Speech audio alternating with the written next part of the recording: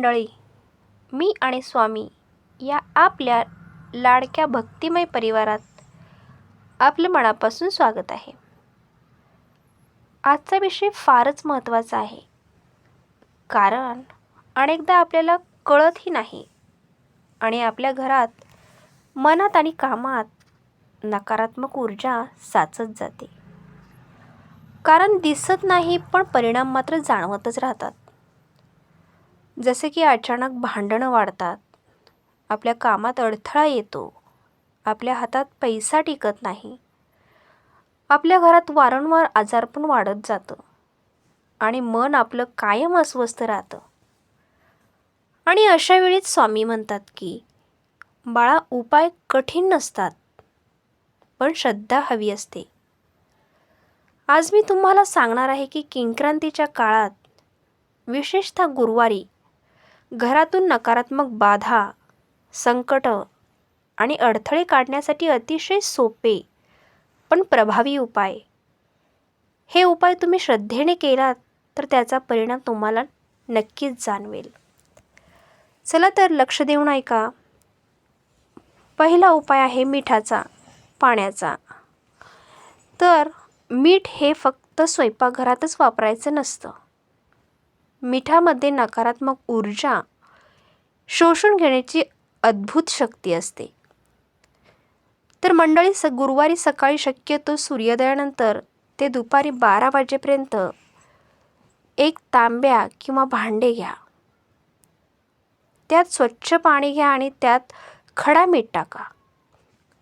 परत एकदा सांगते, त्यात खडा मीठ टाका.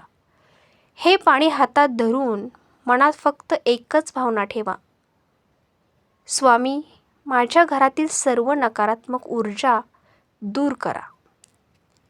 यानंतर हे पाणी घराच्या मुख्य दरवाजापासून आतल्या दिशेने हलक्या हाताने शिंपडा.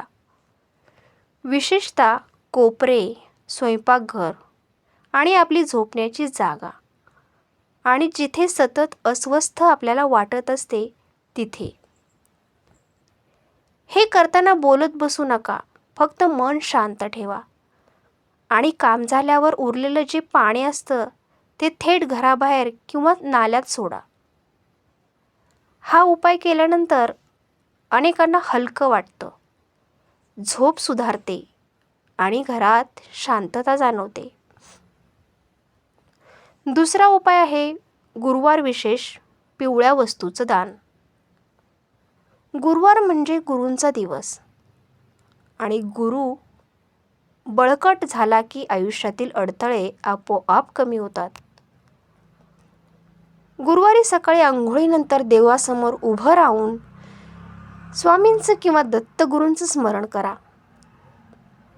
यानंतर कोणतीही एक पिवळी वस्तू दान करा, जसे की हळद, हरभऱ्याची डाळ, पिवळी फुलं, केळी आणि पिवळी वस्त्र. दान करताना रक्कम किंवा प्रमाण मोठं असण्याची गरज नाही, त्यात तुमची भावना मोठी असली पाहिजे.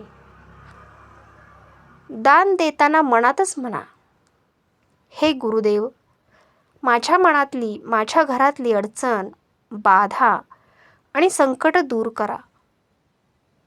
हा उपाय नियमित केल्याने घरातली अडथळे, कामं हळूहळू मार्गी लागतात. आणि तिसरा उपाय आहे गुरुवारी दीप प्रज्वलनाचा प्रभावी उपाय. मंडळी, अंधार पळवायचा असेल तर प्रकाश हवाच, आणि दिवा म्हणजे फक्त ज्योतच नाही, तर तो विश्वास असतो. गुरुवारी संध्याकाळी सूर्यास्तानंतर आपल्या देवघरात किंवा घराच्या मुख्य दरवाजाजवळ एक दिवा लावा आणि दिव्यासाठी तूप किंवा तीळ याचेच तेल वापरा.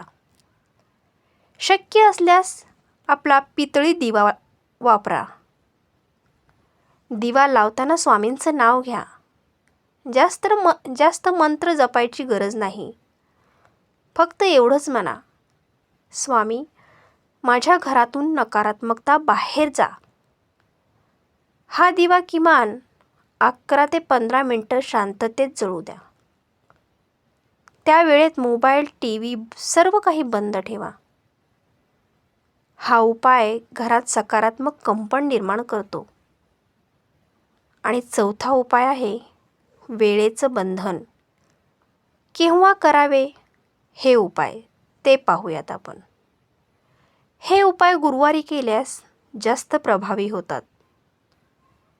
सकाळचे उपाय म्हणजेच सूर्योदयानंतर ते दुपारी 12पर्यंत दान आणि दिवा. संध्याकाळी सूर्यास्तानंतर अमावस्या, पौर्णिमा किंवा किंक्रांतीच्या आसपास गुरुवार आला तर परिणाम अधिक लवकर जाणवतो.